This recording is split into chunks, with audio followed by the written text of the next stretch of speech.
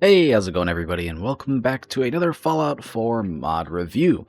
Today we are checking out a very interesting new melee weapon, and that is the Proton Axe by Radbeetle. Now, we did see a Proton Axe not too long ago on the modding scene, but this one brings a completely new take on the concept of the Proton Axe. This is an updated model and texture with a really cool aesthetic. It also allows for color customization so you can change the way that the blade looks and functions. On top of that, this mod doesn't add just one Proton Axe, but actually three. The first of which is the regular old Proton Axe, which is a single-bladed, two-handed axe. But then you also have the Electron Axe, which is a lighter version that can be one-handed. And then there is the Neutron Axe, which is two-handed and also double-bladed, similar to that of an old-school battle axe.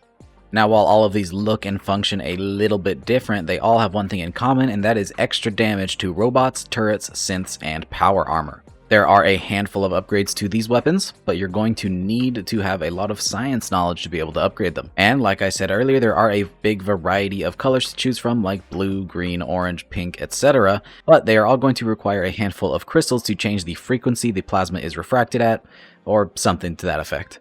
This weapon is an ESP flagged as an ESL, which means it will not take a spot in your load order, which is always a huge plus. And then finally, if you want to grab yourself one of these, you're going to need to go out and find them in the world. They are not added to the leveled lists or vendors. Instead, there are some unique versions scattered around the wasteland, so you're just going to have to go out there and find one. But luckily, the author does provide a hint that there are some rumors about Poseidon Energy working on potential weaponry. So that's where you need to start. Or, of course, you could just spawn one in through the console. Now let's go ahead and check out the stats in-game for each of these weapons, keeping in mind that I have no melee perks, so these are the raw stats of the weapon when you first pick it up. For starters, we have the Proton Axe, which has a base damage of 36, energy damage of 5, has a swing speed of medium, a weight of 10, and a value of 100 caps.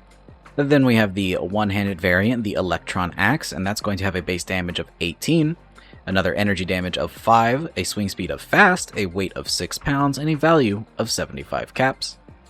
And then finally we have the hefty Neutron Axe, which as you can see has the double-sided head here, has a base damage of 45, energy damage of 10, a swing speed of slow, a weight of 12 pounds, and a value of 125 caps. I really do like the options provided so that you can choose a melee weapon that more suits your playstyle. So let's go ahead and check out some of the attachments available for each of these weapons. With the Proton Axe, we have some different mods for the head here.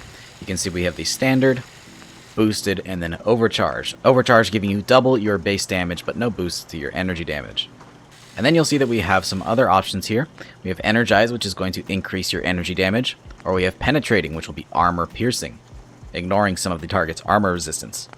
And then finally, we have some color options for the head. We have blue, cyan, green, orange, pink, purple, rainbow, red, white, and yellow. And finally, we are going to do a quick little damage test. Rather than testing all of the individual damages, we're instead just going to take the highest damage of this weapon and then give it the best possible attachments, but keeping our perks vanilla just to see what this weapon can do by itself. We're going to test it on a lowly Deathclaw.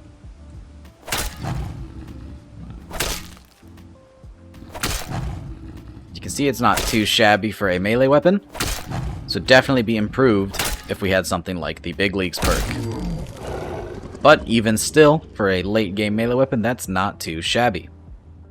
Altogether, this is just a really cool, unique melee weapon. You gotta love variety when it comes to the choices that you have, especially when it comes to colors and the different blade styles. And it's always nice to see a callback to classic Fallout games. As always, if you want to try this mod out for yourself, there will be a link down in the description below. And don't forget to show the mod author your support. Endorse the mod if you enjoy it, and just show them your appreciation for all of their hard work. And if you enjoyed this video, drop a rating, subscribe if you haven't already for more videos just like this, and I hope to see you in the next one. Peace!